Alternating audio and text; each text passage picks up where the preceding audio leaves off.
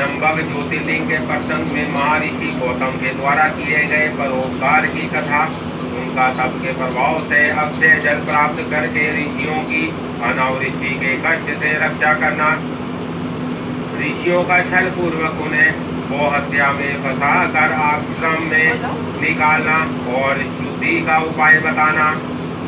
सूजी कहते हैं, मुनिवरों सुनो, मैं सदगुरु व्यास जी के मुख से जैसी सुनी है उसी रूप में एक पापनाशक कथा तुम्हें सुना रहा हूँ। पूर्व काल की बात है। गौतम नाम से विख्यात एक श्रेष्ठ ऋषि रहते थे, जिनकी परम धार्मिक पत्नी का नाम अहिल्या था। दक्षिण दिशा में जो ब्रह्मगिरी है, वही उन्होंने 10,000 वर्षों तक तपस्या की थी। उत्तम व्रत का पालन करने वाले महर्षियों, एक समय वहाँ 100 वर्षों तक बड़ा भयानक अवर्षण हो गया। सब लोग महान दुख में पड़ गए। इस भूतल पर कहीं गीला पत्ता भी नहीं दिखाई देता था। फिर जीवों का आधारभूत जल कहाँ से दृष्टिगोचर होता है। उस समय मुनि, मनुष्य, पशु, पक्षी और मृग सब वहाँ से 10 दिशाओं को चले गए। तब गौतम ऋषि ने 6 महीने तक तप करके वरुण को प्रसन्न किया। वरुण ने प्रसन्न होकर वर मांगने को कहा। ऋषि ने वृष्टि के लिए प्रार्थना की। वरुण ने कहा, देवताओं के विधान के विरुद्ध वृष्टि न करके मैं तुम्हारी इच्छा के अनुसार तुम्हें सदा अक्षय रहने वाला जल देता हूँ। तुम एक गड्ढा तैयार करो। उनके ऐसा कहने पर गौतम ने एक हाथ गहरा गड्ढा खोदा और वरुण ने उसे दिव्य जल के द्वारा भर दिया और परोपकार से सुशोभित होने वाले मुनि श्रेष्ठ गौतम से कहा, मांगने कभी शीत न होने वाला यह जल तुम्हारे लिए तीर्थ रूप होगा और पृथ्वी पर तुम्हारे ही नाम से इसकी हयाती होगी। यहाँ किए हुए दान, होम, तप, देव पूजन तथा पितरों का श्राद्ध सभी अक्षय होंगे। ऐसा कहकर उन महर्षियों ने प्रकाशित हो वरुण देव अंतर्धान हो गए। उस जल के द्वारा दूसरों का उपकार करके महर्षि गौतम को भी बड़ा सुख मिला। महात्मा पुरुष का आश्रय मनुष्यों के लिए महत्व ही प्राप्ति कराने वाला होता है। महान पुरुष ही महात्मा के उस स्वरूप को देखते और समझते हैं। दूसरे अधम मनुष्य नहीं। मनुष्य जैसे पुरुष का सेवन करता है वैसा ही फल पाता है। महान पुरुष की सेवा से महात्मा मिलती है और शुद्ध की सेवा में शुद्धता। उत्तम पुरुषों का यह स्वभाव ही है कि वह दूसरों के दुखों को नहीं सह पाता। अपने को दुख प्राप्त हो जाए इसे भी स्वीकार कर लेते हैं, किंतु दूसरों के दुख का निवारण ही करते हैं। दयालु, अभिमान शून्य, उपकारी और जितेंद्रियां, यह पुण्य के 4 खंभे हैं जिनके आधार पर यह पृथ्वी टिकी हुई है।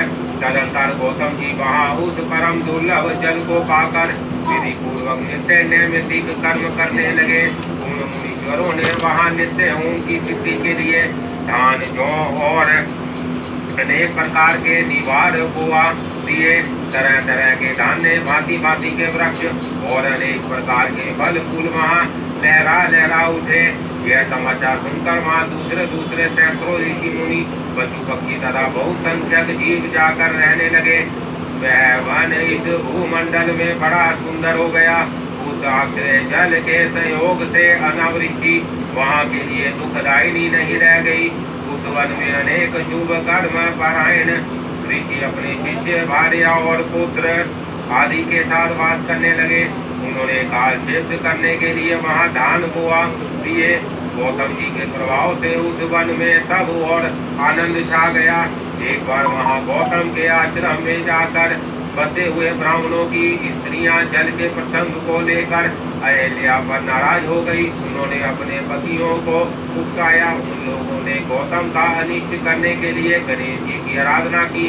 भक्त पराधीन गणेश जी ने प्रकट होकर वर मांगने के लिए कहा। तब ये बोले, भगवान यदि आप हमें वर देना चाहते हैं तो ऐसा कोई उपाय कीजिए जिससे समस्त ऋषि डांट फटकार कर गौतम को आश्रम से बाहर निकाल दें। गणेश जी ने कहा, ऋषियों तुम सब लोग सुनो, इस समय तुम उचित कार्य नहीं कर रहे हो। बिना किसी अपराध के उन पर क्रोध करने के कारण तुम्हारी हानि ही होगी। जिन्होंने पहले उपकार किया हो उन्हें यदि दुख दिया जाए तो वह अपने लिए हितकारक नहीं होता। जब उपकारी को दुख दिया जाता है तब उसे इस जगत में अपना ही नाश होता है। ऐसी तपस्या करके उत्तम फल की सिद्धि की जाती है। स्वयं ही शुभ फल का परित्याग करके अति अहित कारक फल को नहीं ग्रहण किया जाता। ब्रह्मा जी ने जो यह कहा है कि असाधु कभी साधुता को और साधु कभी असाधुता को ग्रहण नहीं करता, यह बात निश्चय ही ठीक जान पड़ती है। पहले उपवास के कारण जब तुम लोगों को दुख भोगना पड़ा था तब महर्षि गौतम ने जल की व्यवस्था करके तुम्हें सुख दिया, परंतु इस समय तुम सब लोग उन्हें दुख दे रहे हो। संसार में ऐसा कार्य करना कदापि उचित नहीं है। इस बात पर तुम सब लोग सर्वथा विचार कर लो। स्त्रियों की शक्ति से मोहित हुए तुम लोग यदि मेरी बात नहीं मानोगे तो तुम्हारा यह बर्ताव गौतम के लिए अत्यंत हितकारक ही होगा, इसमें संशय नहीं है। यह मुनि श्रेष्ठ गौतम तुम्हें पुनः निश्चय ही सुख देंगे, अतः उनके साथ छल करना कदापि उचित नहीं है, इसलिए तुम कोई दूसरा वर मांगो। सूची कहते हैं, ब्राह्मणों महात्मा गणेश ने ऋषियों से जो यह बात कही वह यद्यपि उनके लिए हितकर थी तो भी उन्होंने इसे नहीं स्वीकार किया। तब भक्तों के अधीन होने के कारण उन शिव कुमार ने कहा, तुम लोगों ने जिस वस्तु के लिए प्रार्थना की है उसे मैं अवश्य करूंगा, पीछे जो होनहार होगी वही होकर ही रहेगी। ऐसा कहकर वह अंतर्धान हो गए। मुनीश्वर उसके बाद उन दुष्ट ऋषियों के प्रभाव से सदा उन्हें प्राप्त हुए वर के कारण जो घटना घटी हुई उसे सुनो। वहाँ गौतम के खेत में जो धान और जो थे उनके पास गणेश जी एक दुर्बल गाय बनकर गए। दिए हुए वर के कारण वह गौ कांपती हुई वहाँ जाकर दान और जो चरने लगी। इसी समय देववश गौतम जी वहाँ आ गए। वह दयालु ठहरे इसलिए मुट्ठी भर तिनके के लेकर उन्हीं से उस गौ को हाँकते लगे। उन तिनकों का स्पर्श होते ही वह गौ पृथ्वी पर गिर पड़ी और इसी के देखते देखते उसी क्षण मर गई। वह दूसरे ब्राह्मण और उनकी दृष्टि दुष्ट स्त्रियां वहाँ छिपे हुए सब कुछ देख रहे थे। उस गौ के गिरते ही वह सब के सब बोल उठे, गौतम ने यह क्या कर डाला। गौतम भी आश्चर्यचकित हो अहिल्या को बुलाकर व्यवस्थित हृदय से दुख पूर्वक बोले, देवी यह क्या हुआ, कैसे हुआ, जान पड़ता है परमेश्वर मुझ पर कुपित हो गए हैं, अब क्या करूं, कहाँ जाऊं, मुझे हत्या लग गई।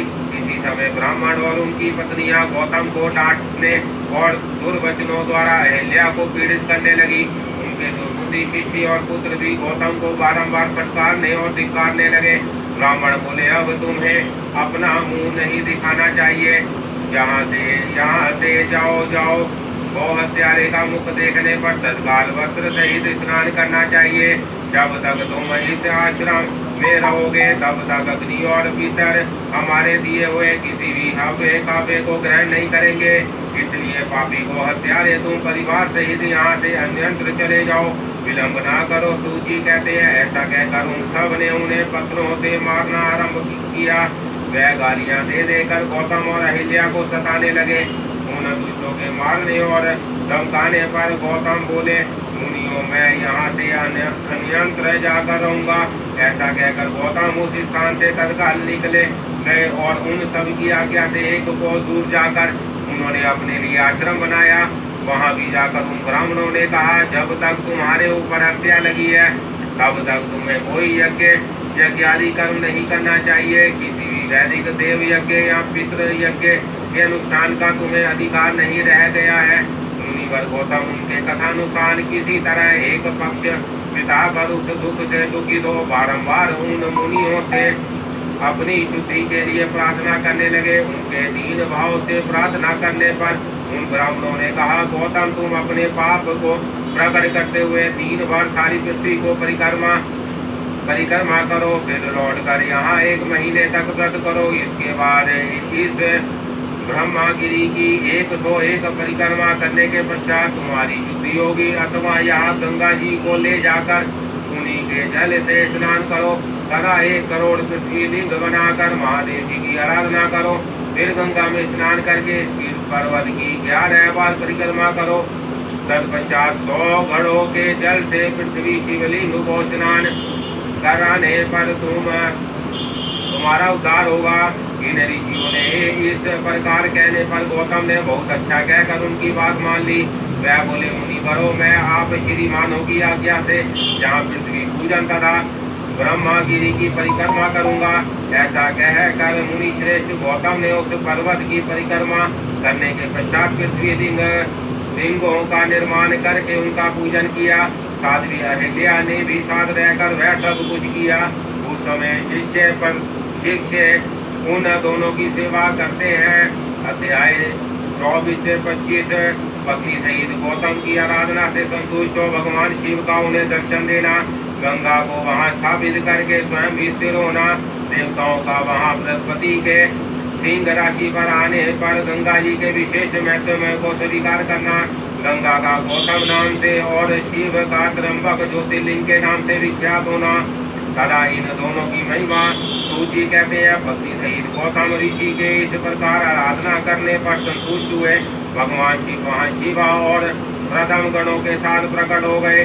तदंतर प्रसन्न हुए। कृपा निधान शंकर ने कहा, महामुने, मैं तुम्हारी सारी भक्ति से बहुत प्रसन्न हूँ, तुम कोई वर मांगो। उस समय महात्मा शंभु के सुंदर रूप को देखकर आनंदित हुए। गौतम ने भक्ति भाव से शंकर को प्रणाम करके उनकी स्तुति की। लंबी स्तुति और प्रणाम करके दोनों हाथ जोड़कर वह उनके सामने खड़े हो गए और बोले थे, मुझे निष्पाप कर दीजिए। भगवान शिव ने कहा, मुने, तुम धन्य हो, कृतार्थ हो और सदा ही निष्पाप हो। इन दुष्टों ने तुम्हारे साथ छल किया।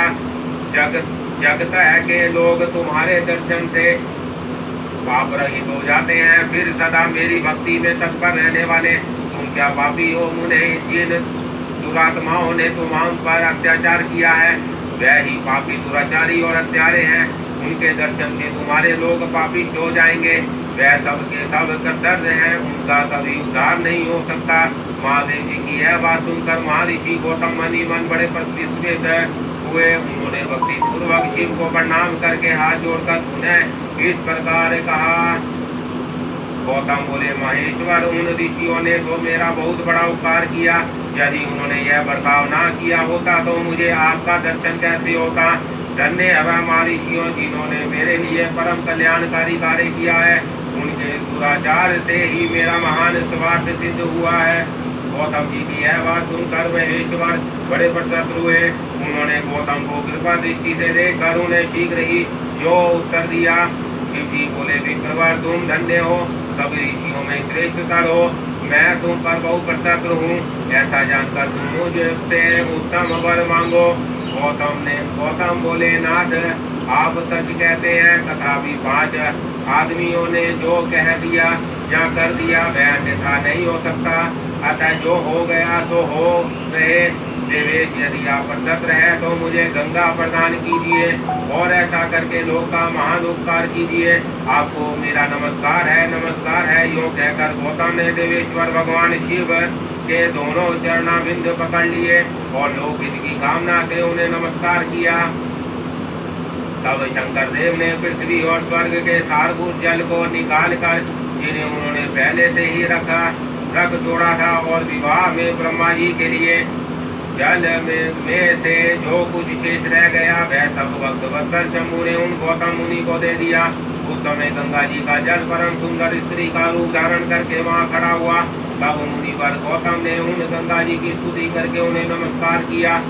गौतम बोले, गंगे, तुम धन्य हो, करते हो, तुमने संपूर्ण भुवन को पवित्र किया है, इसलिए निश्चय रूप से नरक में गिरते हुए मुझ गौतम को पवित्र करो।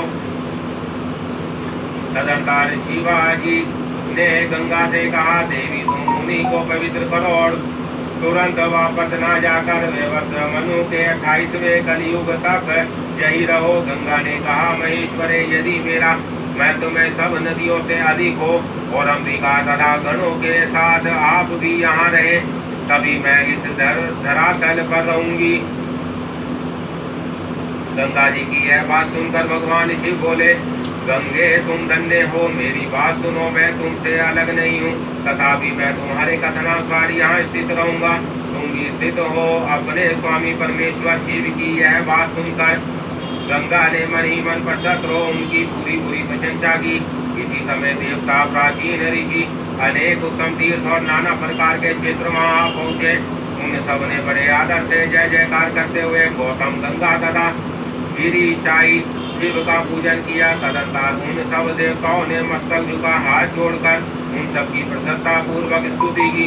उस समय प्रसन्न हुए गंगा और गिरीश ने उनसे कहा, श्रेष्ठ देवताओं, वर मांगो, तुम्हारा प्रिय करने की इच्छा से वह वर हम तुम्हें देंगे। देवता बोले, देवेश्वर, यदि आप संतुष्ट हैं और सरिताओं में श्रेष्ठ गंगे, यदि आप भी प्रसन्न हैं तो हमारा तथा मनुष्यों का प्रिय करने के लिए आप लोग कृपा पूर्वक यहाँ निवास करें।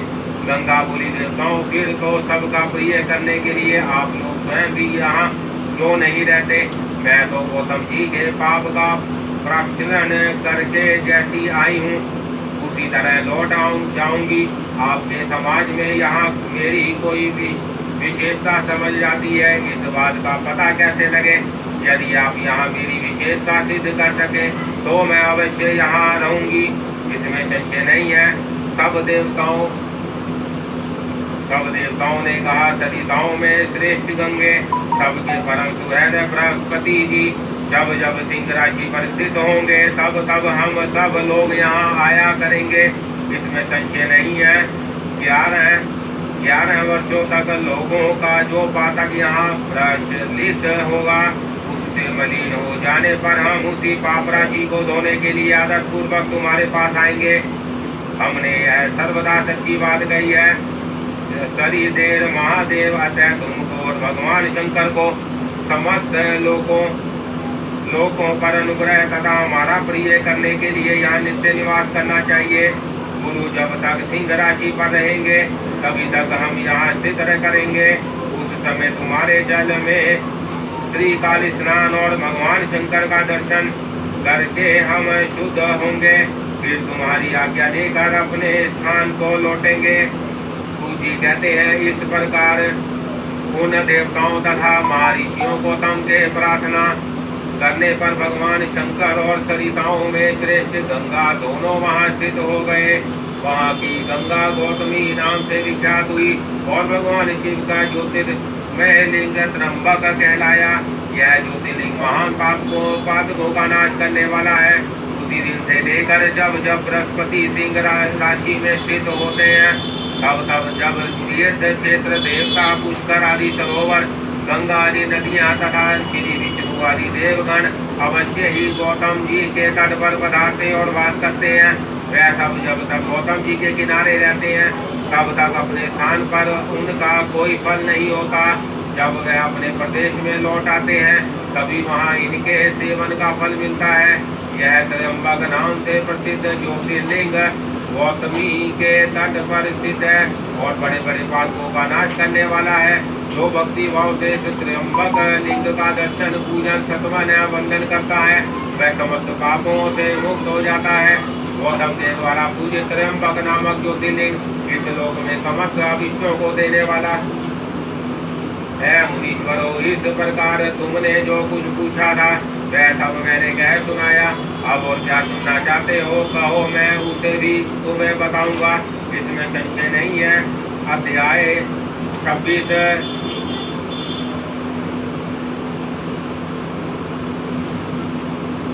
ओम नमः शिवाय, ओम नमः शिवाय, ओम नमः शिवाय, ओम नमः शिवाय, हर हर बोल शिवाय, ओम नमः शिवाय, नमः हर हर बोलो नमः शिवाय। वैद्यनाथेश्वर ज्योतिर्लिंग के प्रकाट्य की कथा महिमा श्रुति कहते हैं। अब मैं वैद्यनाथेश्वर ज्योतिर्लिंग का पापहारी महत्व में बताऊंगा। सुनो राक्षस राज रावण, जो बड़ा अभिमानी और अपने अहंकार को प्रकट करने वाला था, उत्तम पर्वत के रात पर भक्ति भाव से भगवान शिव की आराधना कर रहा था। कुछ काल तक आराधना करने पर जब महादेव जी प्रसन्न नहीं हुए तब वह शिव की प्रसन्नता के लिए दूसरा तप करने लगा। पुनः से कुल नंदन श्रीमान रावण ने सिद्धि के स्थानभूत हिमालय पर्वत से दक्षिण वृक्षों से भरे हुए वन में पृथ्वी पर एक बहुत बड़ा गड्ढा खोदकर उसमें अग्नि की स्थापना की और उसके पास ही भगवान शिव को स्थापित करके हवन आरंभ किया। ग्रीष्म ऋतु में वह 5 अग्नियों के बीच में बैठता, वर्षा ऋतु में खुले मैदान में चबूतरे पर सोता और शीत काल में जल के भीतर खड़ा रहता। इस तरह 3 प्रकार से उसकी तपस्या चलती थी। इस रीति से रावण ने बहुत तप किया, तो भी दुरात्माओं के लिए जिनको रिझाना कठिन है, वह परमात्मा ईश्वर उस पर प्रसन्न नहीं हुए। जब महामनस्वी दैत्यराज रावण ने अपना मस्तक काट कर शंकर जी का पूजा आरंभ किया, विधि पूर्वक शिव की पूजा करके वह अपना एक एक सिर काटता और भगवान को समर्पित कर देता था। इस तरह उसने क्रमशः अपने 9 सिर काट डाले। जब एक ही सिर बाकी रह गया, तब भक्त वत्सल भगवान शंकर संतुष्ट प्रसन्न हो वही उसके सामने प्रकट हो गए। भगवान शिव ने उसके सभी मस्तकों को पूर्वतः निरोग करके उसे उसकी इच्छा के अनुसार अनुपम उत्तम बल प्रदान किया। भगवान शिव का यह कृपा प्रसाद पाकर राक्षस रावण ने नतमस्तक हो हाथ जोड़कर उनसे कहा, देवेश्वर प्रसन्न होइए, मैं आपको लंका में ले चलता हूँ। आप मेरे इस मनोरथ को सफल कीजिए, मैं आपकी शरण में आया हूँ। रावण के ऐसा कहने पर भगवान शंकर बड़े संकट में पड़ गए और अनमने होकर बोले, राक्षस राज, मेरी सारग बात सुनो, गर्भित बात सुनो। तुम मेरे इस उत्तम लिंग को भक्ति भाव से अपने घर को ले जाओ, परंतु जब तुम इसे कहीं भूमि पर रख दोगे तब यह वहीं सुस्थिर हो जाएगा, इसमें संदेह नहीं है। अब तुम्हारी जैसी इच्छा हो वैसा करो। जी कहते हैं, ब्राह्मणों, भगवान शंकर के ऐसा कहने पर राक्षस राज रावण बहुत अच्छा कह वह शिवलिंग साथ लेकर अपने घर की ओर चला, परंतु मार्ग में भगवान शिव की माया से उसे मूत्रोत्सर्ग की इच्छा हुई। कुलत से नंदन रावण समर्थशाली होने पर भी मूत्र के वेग को रोक न सका। इसी समय वहां आसपास एक गवाले को देखकर उसने प्रार्थना पूर्वक वह शिवलिंग उसके हाथ में थमा दिया और स्वयं मूत्र त्याग के लिए बैठ गया। एक मुहूर्त बीतते वह गवाला उस शिवलिंग के भार से अत्यंत पीड़ित हो व्याकुल हो गया। तब उसने उसे पृथ्वी पर रख दिया। फिर तो वह हीर काम में शिवलिंग वही स्थित हो गया। वह दर्शन करने मात्र से संपूर्ण अविष्टों को दुख देने वाला और पाप राशि को हर लेने वाला है। उन्होंने वही शिवलिंग तीनों लोकों में बैजनाथेश्वर के नाम से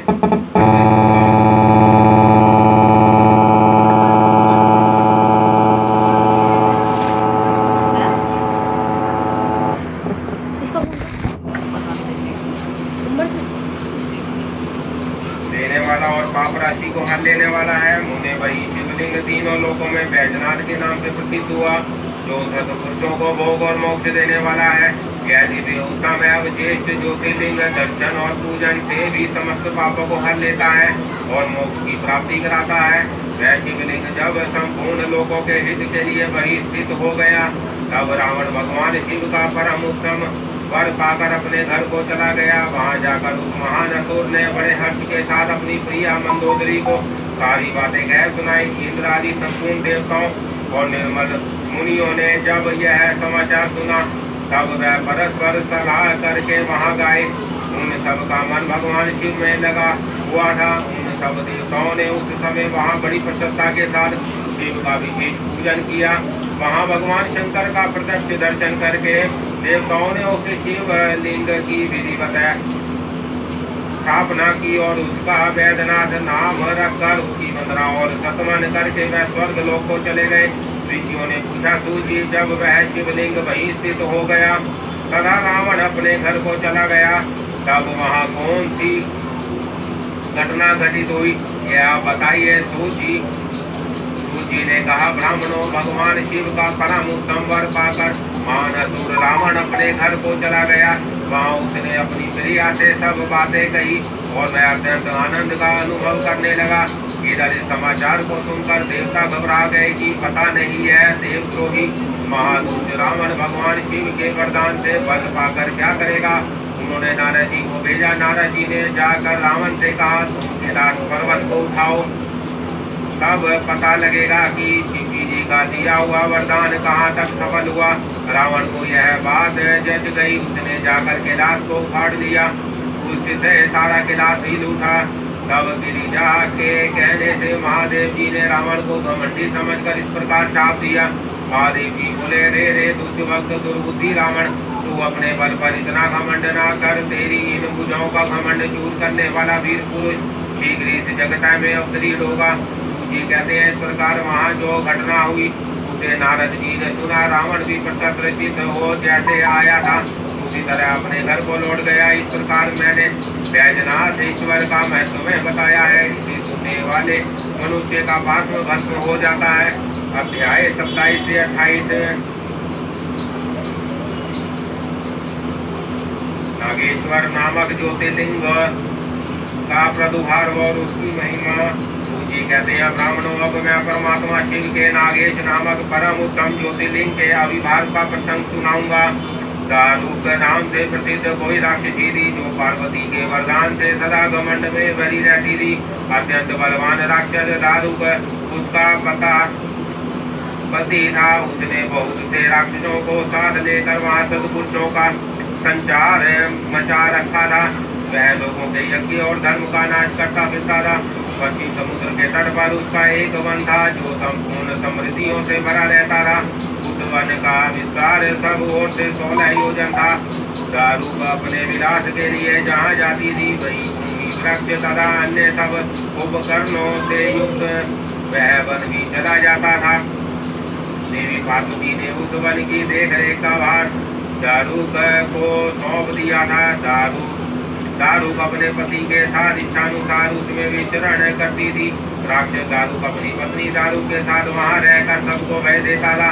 उसने पीड़ित हुई प्रजा ने महर्षि औरव की शरण में जाकर उनको अपना दुख सुनाया और अपने शरणागतों की रक्षा के लिए राक्षसों को यह शाप दे दिया कि यह राक्षस यदि पृथ्वी पर प्राणियों की हिंसा या यज्ञों का विध्वंस करेंगे तो उसी समय अपने प्राणों से हाथ धो बैठेंगे। देवताओं ने जब यह बात सुनी तब उन्होंने दुराचारी राक्षसों पर चढ़ाई कर दी। राक्षस घबराए, यदि वह लड़ाई में देवताओं को मारते तो मुनि के शाप से स्वयं मर जाते और यदि नहीं मारते तो पराजित होकर भूखों को मर जाते। उस अवस्था में राक्षसी दारूक ने कहा कि भवानी के वरदान से मैं सारे वन को जहाँ चाहूँ ले जा सकती हूँ। यो कहकर वह समस्त वन को त्यों का त्यों ही ले जाकर समुद्र में जा बसी। राक्षस राज पृथ्वी पर ना रहकर जल में निर्भय रहने लगे और वहाँ प्राणियों को पीड़ा देने लगे। एक बार बहुत सी नावें उधर आ निकली जो मनुष्यों से भरी थी। राक्षसों ने उनमें बैठे हुए सब लोगों को पकड़ लिया और बेड़ियों में बांधकर कारागार में डाल दिया। वह उन्हें बारंबार धमकियां देने लगे। उनमें सुप्रिय नाम जिसे प्रसिद्ध एक वैश्या था जो उस दल का सरदार था। वह बड़ा सदाचारी भस्म रुद्राक्षधारी सदा भगवान शिव का परम भक्त था। सुप्रिय शिव की पूजा किए बिना भोजन नहीं करता था। वह स्वयं तो शंकर का पूजन करता ही था। बहुत से अपने साथियों को भी उसने शिव की पूजा सिखा दी थी। फिर सब लोग नमः शिवाय मंत्र का जप और शंकर जी का ध्यान करने लगे। सुप्रिया को भगवान शिव का दर्शन भी होता रहा। दारूक राक्षस को जब इस बात का पता लगा तब उसने आकर सुप्रिया को धमकाया। उसके साथ राक्षस सुप्रिया को मारने दौड़े। उन राक्षसों को आया देख सुप्रिया के नेत्र भय से कातर हो गए। वह बड़े प्रेम से शिव का चिंतन और उनके नामों का जप करने लगे। वैश्यापति ने कहा, देवेश्वर शंकर मेरी रक्षा कीजिए। कल्याणकारी लोकनाथ दुष्ट हंता भक्तवत्सल शिव हमें इस दुष्ट से बचाइए। देव अब आप ही मेरे सर्व सब हैं। प्रभु मैं आपका हूँ, आपके अधीन हूँ और आप ही मेरे सदा मेरे जीवन है, प्राण है। सूची कहते हैं सुप्रिया के इस प्रकार प्रार्थना करने पर भगवान शंकर एक विवर से निकल पड़े। उनके साथ ही 4 दरवाजों का एक उत्तम मंदिर भी प्रकट हो गया। उनके उसके मध्य भाग में अद्भुत ज्योतिर्मय शिवलिंग प्रकाशित हो रहा था। उसके साथ शिव परिवार के सब लोग विद्वान थे। सुप्रिया ने उनका दर्शन करके पूजन किया।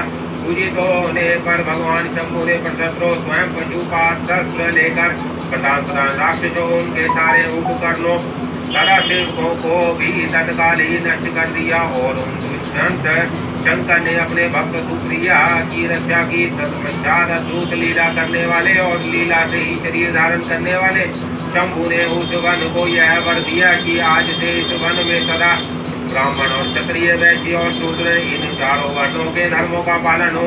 जहाँ श्रेष्ठ श्रेष्ठ मुनि निवास करे और तमो मुनि राक्षस उसमें इसमें कभी ना रहे। शिव धर्म के उपदेशक चारक और पदवर्तक लोग इसमें निवास करे। सूची कहते हैं इसी में राक्षसी दारूक ने दीन चित्त से देवी पार्वती की स्तुति की। देवी पार्वती प्रसन्न हो गई और बोली, बताओ तेरा क्या कार्य करूं? उसने कहा, मेरे वश की रक्षा कीजिए। देवी बोली, मैं सच कहती हूँ, तेरे कुल की रक्षा करूंगी। ऐसा कहकर देवी भगवान शिवा से बोली, नाराव की यह बात युग के अंत में सच्ची होगी, तब तक तामसी सृष्टि भी रहे, ऐसा मेरा विचार है।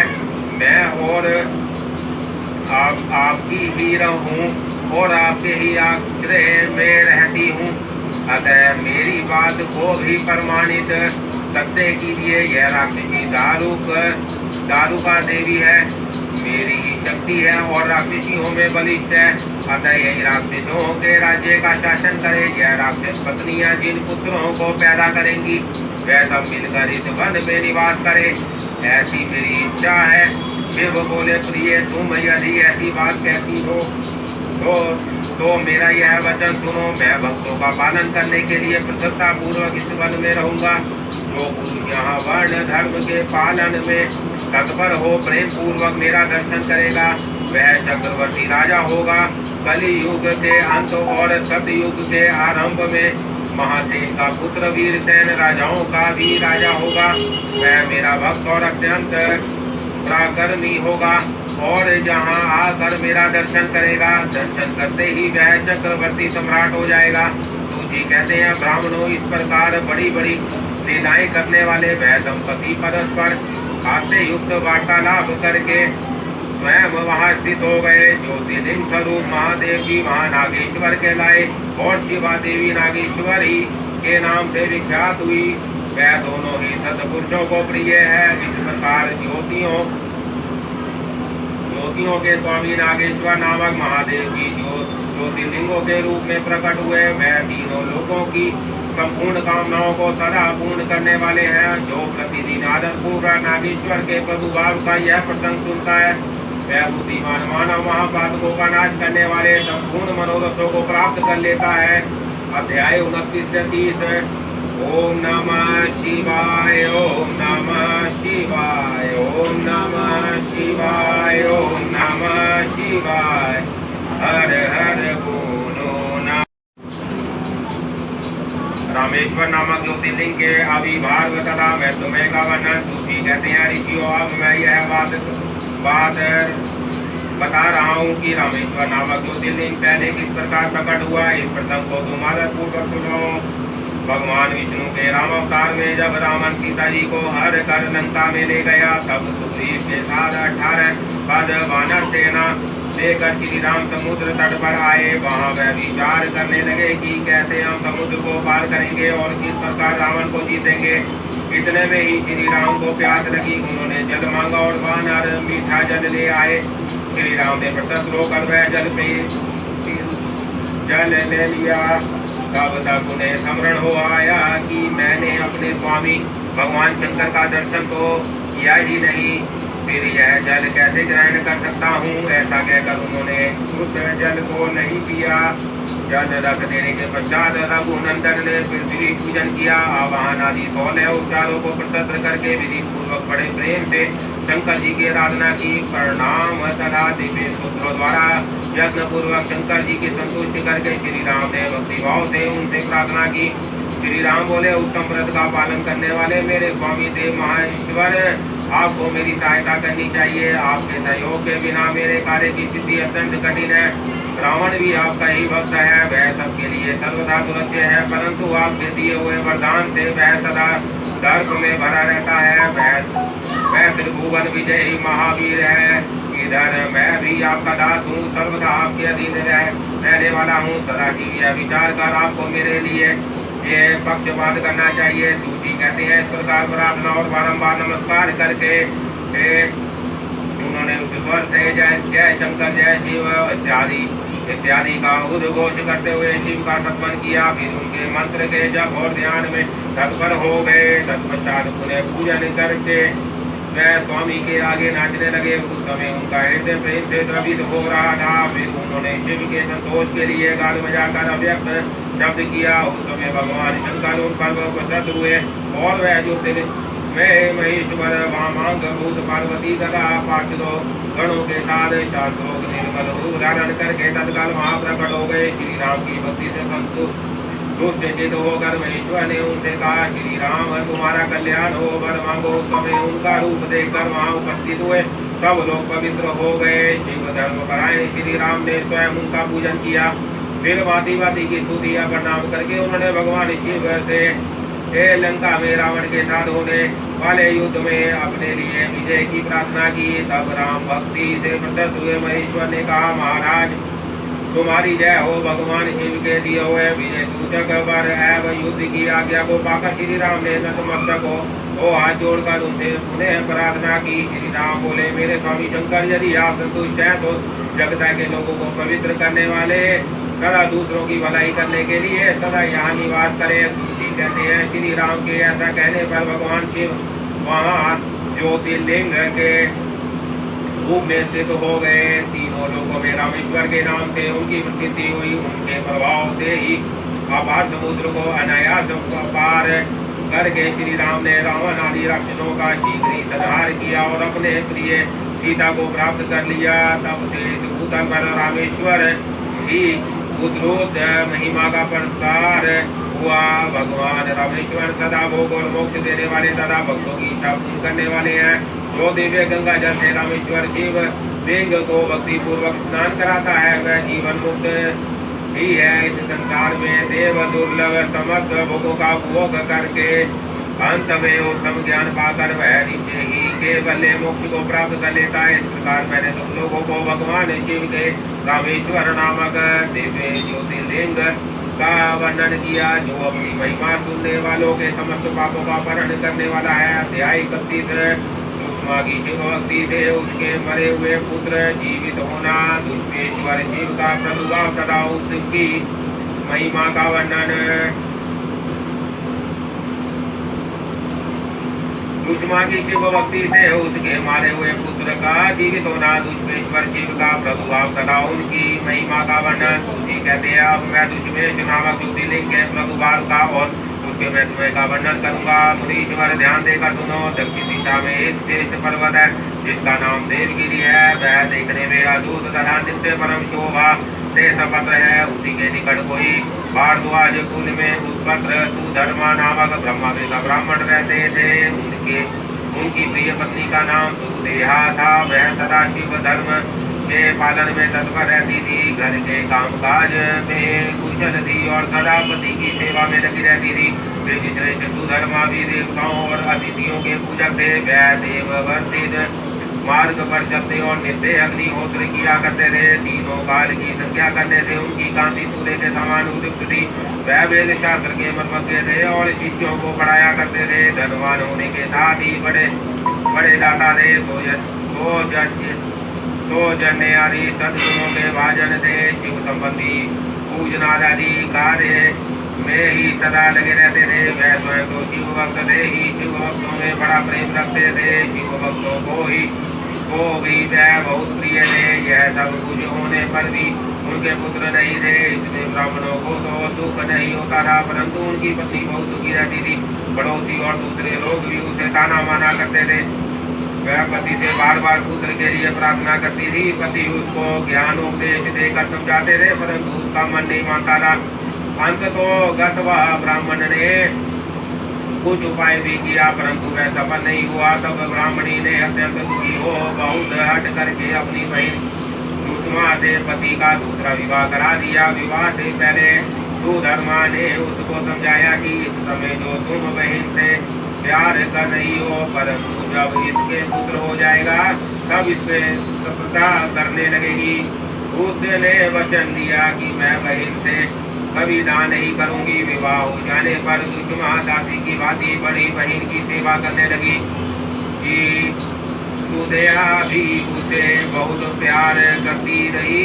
सुषमा अपनी शुभ भक्त बहन की आज्ञा से नित्य 101 पृथ्वी शिवलिंग बनाकर विधि पूर्वक पूजा करने लगी। पूजा करके वह निकटवर्ती तालाब में उनका विसर्जन कर देती थी। शंकर जी की कृपा से उसके सुंदर सौभाग्यवान और सद्गुण संपन्न पुत्र हुआ। सुषमा का कुछ मान बढ़ा, इससे सुदेहा के मान में डां पैदा हो गई। समय पर उस पुत्र का विवाह हुआ। पुत्र वधु घर में आ गई। अब तो वह और भी चलने लगी। उसकी बुद्धि भ्रष्ट हो गई और एक दिन उसने रात में सोते हुए पुत्र को छुरे से उसके शरीर के टुकड़े टुकड़े करके मार डाला और कटे हुए अंगों को उसी तालाब में जाकर डाल दिया जहाँ सुषमा प्रतिदिन पृथ्वी लिंगों का विसर्जन करती थी। पुत्र के अंगों को उस तालाब में फेंककर वह लौट आई और घर में सुखपूर्वक हो गई। सुषमा सवेरे उठकर प्रतिदिन पूजना आदि कर्म करने लगी। श्रेष्ठ ब्राह्मण सुधर्मा स्वयं भी नित्य कर्म में लग गए। इसी समय उनकी ज्येष्ठ पत्नी सुदेहा भी उठी और बड़े आनंद से घर के काम काज करने लगी, क्योंकि उसके हृदय में पहले जो ईर्ष्या की आग जलती थी वह अब बुझ गई। प्रायःकाल जब बहू ने उठकर पति को शैया को देखा तो वह खून से भीगी दिखाई दी और उस पर शरीर के कुछ टुकड़े दृष्टि को जल गए। उससे उसको बड़ा दुख हुआ। उसने सास के सुषमा के पास जाकर निवेदन किया, उत्तम व्रत का पालन करने वाली आदे आपके पुत्र कहाँ गए? उनकी शैया रक्त से भीगी हुई है और उन पर शरीर के टुकड़े दिखाई देते हैं। हाय मैं मारी गई, किसने यह दुष्ट कर्म किया है? ऐसा क्या करिए? वह बेटी की प्रिया भक्ति पत्नी भांति भांति से करुण विलाप करती हुई रोने लगी। सुधर्मा की पत्नी बड़ी पत्नी सुदेहा भी उस समय हाय मैं मारी गई ऐसा कहकर दुख में डूब गई। उसने ऊपर से तो दुख किया किंतु मनी मन वह हर्ष से भरी हुई थी। सुषमा भी उस समय उस वधु के दुख को सुनकर अपने नित्य पृथ्वी पूजन के व्रत से विचलित नहीं हुई। उसका मन बेटे को देखने के लिए तनिक भी उत्सुक नहीं हुआ।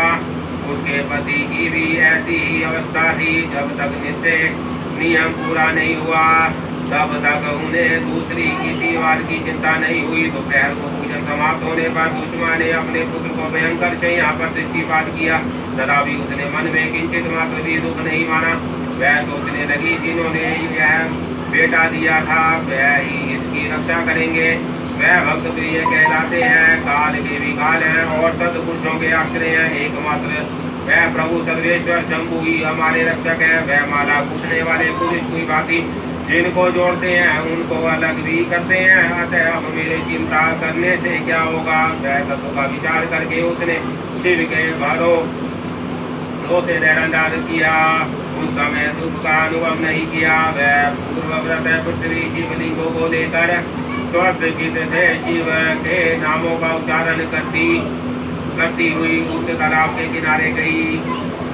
उन पृथ्वी लिंगों को तालाब में डालकर जब वह लौटने लगी तो उसे अपना पुत्र उसी तालाब के किनारे खड़ा दिखाई दिया। सूची कहते हैं ब्रह्म उस समय वह अपने पुत्र को जीवित देखकर उसकी माता सुषमा को ना तो हर्ष हुआ और ना विषाद। वह पूर्ववत स्वस्थ बनी रही। इसी समय उस पर संतुष्ट हुए ज्योतिष महेश्वर शिव उसके सामने प्रकट हो गए। शिव बोले सुमुखी मैं तुमका प्रकट हूँ, वर मांगो। तेरी दुष्टा सौत ने इस बच्चे को मार डाला था, ऐसा मैं उसे त्रिशूल से मारूंगा। सूची कहते हैं तब सुषमा ने शिव को प्रणाम करके उस समय यह वर मांगा, नाथ यह सुदेहा मेरी बड़ी बहन है, अतः आपको इसकी रक्षा करनी चाहिए। शिव बोले उसने तो बड़ा भारी उपकार किया है, तुम उस पर उपकार क्यों करती हो? दुष्ट कर्म करने वाली सुदेहा तो मार डालने के ही योग्य है। सुषमा ने कहा देव आपके दर्शन मात्र से पातक नहीं ठहरता। इस समय आपका दर्शन करके आप उसका पाप भस्म हो जाए। जो उपकार करने वालों पर भी उपकार करता है उसके दर्शन मात्र से पाप बहुत दूर भाग जाता है। प्रभु यह अद्भुत भक्त भगवत वाक्य मैंने सुन रखा है, इसलिए सदाशिव जिसने ऐसा कुकर्म किया है वही करे, मैं ऐसा क्यों करूं। सूजी कहते हैं दुष्मा के ऐसा कहने पर दया सिंधु भक्त सर्वेश्वर और भी प्रसन्न हुए और दादा इस प्रकार बोले, उसमें तुम कोई और भी वर मांगो, मैं तुम्हारे लिए हितकर वर अवश्य दूंगा, क्योंकि तुम्हारी इस भक्ति से और विकार शून्य स्वभाव से मैं बहुत प्रसन्न हूँ। भगवान शिव की बात सुनकर दुष्मा बोली, प्रभु आप यदि आप वर देना चाहते हैं तो लोगों की रक्षा के लिए सदा यहाँ निवास कीजिए और मेरे नाम से ही आपकी ख्याति हो। तब महेश्वर शिव ने अत्यंत प्रसन्न होकर कहा, मैं तुम्हारे ही नाम से मुष्मेश्वर कहलाता हूँ, सदा यहाँ निवास करूँगा और सबके लिए सुखदायक होऊंगा। मेरा शुभ ज्योतिर्लिंग दुष्मेश नाम से प्रसिद्ध हो, यह सरोवर शिवलिंगों का आलय हो जाए और इसलिए इसकी तीनों लोगों में शिवालय नाम से प्रसिद्ध हो। यह सरोवर सदा दर्शन मात्र से संपूर्ण अभिष्टों का देने वाला हो। सुव्रत तुम्हारे वश में होने वाली 101 पीढ़ियों तक ऐसे ही श्रेष्ठ पुत्र उत्पन्न होंगे, इसमें संशय नहीं है। वह सब के सब सुंदर स्त्री उत्तम धन और पूर्ण आयु से संपन्न होंगे, चतुर और विधान होंगे, उदार तथा भोग और मोक्ष रूपी फल पाने के लिए अधिकारी होंगे। 101 पीढ़ियों तक सभी पुत्र गुणों में बड़े चढ़े होंगे। तुम्हारे वंश का ऐसा विस्तार बड़ा शोभादायक होगा। ऐसा कहकर भगवान शिव वहाँ ज्योतिर्लिंग के रूप में स्थित हो गए।